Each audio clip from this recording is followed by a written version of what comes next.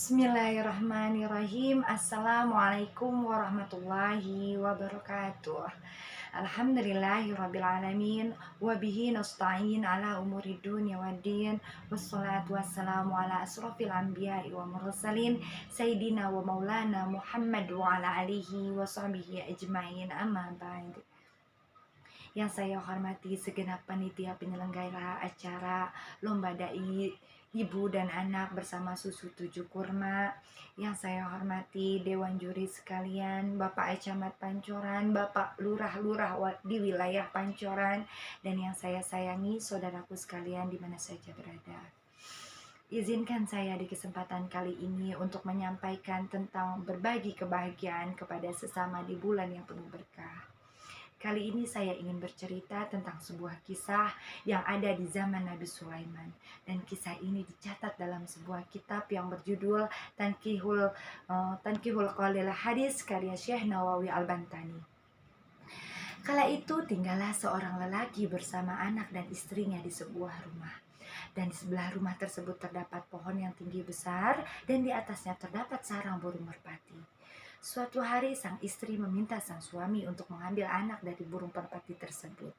Melihat kejadian tersebut, sang induk merpati merasa sangat sedih dan menceritakan kejadian itu kepada Nabi Sulaiman. Lalu Nabi Sulaiman memanggil lelaki tadi dan memintanya untuk berjanji tidak akan mengulangi perbuatannya itu. Singkat cerita, si lelaki tadi ternyata mengulangi lagi perbuatannya untuk yang kesekian kali. Hingga Nabi Sulaiman pun sangat merasa marah dan akhirnya dia mengutus 2 jin untuk menjaga pohon tersebut. Dan Nabi Sulaiman pun berpesan kepada jin tersebut untuk tidak segan-segan melempar lelaki tadi jika dia mengambil kembali anak burung merpati itu. Suatu ketika sang lelaki mencoba mengulangi perbuatannya itu. Tiba-tiba dengan mudah dan gampangnya lelaki itu mengambil anak burung merpati dan dibawanya merpati itu pulang ke rumah. Mendengar cerita tersebut, Nabi Sulaiman sangat marah dan memanggil kedua jin tadi. Dan berkata, "Hai jin, kenapa engkau menyia-nyiakan perintahku, mengabaikan perintahku, dan mengkhianati kepercayaanku?" Lalu sang jin pun menjawab, "Ya Rasul, sungguh aku tidak mengabaikan perintahmu, sungguh aku tidak mengkhianatimu. Namun kami tidak mengerti bagaimana itu bisa terjadi. Tatkala kami ingin menarik kakinya, kala itu datanglah seorang pengemis nenek-nenek tua meminta belas kasihnya. Dan lelaki tersebut pun menyempatkan untuk turun terlebih dahulu dan pulang ke rumahnya mengambil segenggam gandum. Lalu diberikannya kepada nenek tua itu. Dengan rasa bahagia nenek tua itu pun pergi meninggalkan kami. Lalu lelaki tadi naik lagi ke atas pohon dan ketika kami ingin menggenggam kakinya dan melemparnya lagi ke bawah, entah bagaimana Allah mengirim 2 malaikat datang menghampiri kami. Satu malaikat diantaranya mencekek leherku dan melemparku ke ujung tempat matahari terbenam. Dan satu lagi kulihat mencekek leher sahabatku dan melemparnya ke tempat matahari terbit." Demikianlah akhir cerita tersebut. Saudara-saudaraku sekalian, kita bisa simak dan bisa kita ambil hikmah dari cerita tersebut.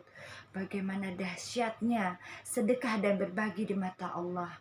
Lelaki tadi nyaris celaka, namun karena dia sedekah, karena ibanya dia kepada seorang pengemis tadi, Allah lindungi dia dengan mengirim 2 malaikat. Saudara-saudaraku sekalian, saat ini Ramadan hampir tiba, bulan penuh ampunan, bulan penuh berkah, bulan di mana segala amal baik dilipat gandakan. Yuk sama-sama kita jaga tali persahabatan, tali persaudaraan, dan dipererat dengan saling berbagi dan mengasihi. Kita saat ini masih berada di wilayah yang penuh dengan ketakutan karena COVID-19 masih menghantui kita. Kita bisa rasakan dampak dari COVID-19, banyak pengangguran, banyaknya orang-orang yang semakin susah untuk mencari makan. Yuk kita melek mata, kita bantu saudara kita bantu tetangga kita. Silahkan yang mau berbagi di masjid, silahkan yang mau membuat takjil berbagi di jalan, silahkan yang mau membagi makanan ke tetangga, atau silahkan yang mau berbagi kepada sanak saudara. Yuk kita bantu mereka, kita tolong mereka yang kesusahan. Karena dalam sebuah hadis dikatakan, wa may yasyirri ala mu'syiran yasrullah alaihu fid dunya wal akhirah. Yang artinya, barang siapa yang membantu kesulitan sesamanya, maka Allah akan mudahkan kesulitan dia di dunia dan di akhirat. Masya Allah, begitu besar janji Allah kepada kita. Lalu bagaimana kita masih mengabaikan? Yuk sekali lagi saya ajak kita saling berbagi, saling mengasihi, bersedekah di bulan yang penuh berkah. Insya Allah semua Allah ganti dengan pahala yang berlipat ganda, hidup yang berkah, dan insya Allah surga menjamin untuk kita. Demikian yang bisa saya sampaikan. Kurang lebihnya saya mohon maaf.